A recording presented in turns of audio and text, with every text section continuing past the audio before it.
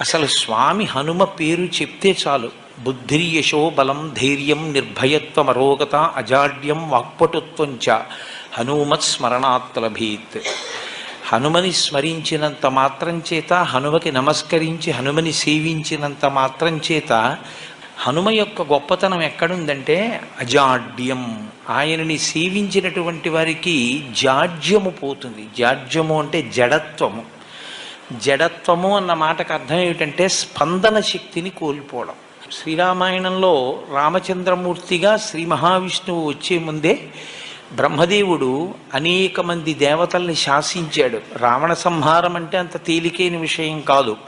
నరవానరముల చేత సంహరింపబడడు కనుక, ఆయన నరవానరముల చేత సంహరింపబడనని వరం అడగలేదు కనుక మీ అందరూ కూడా వానరాంశలలో వెళ్ళండి అన్నాడు. దేవతలందరూ వానరుల యొక్క అంశలలో వచ్చారు.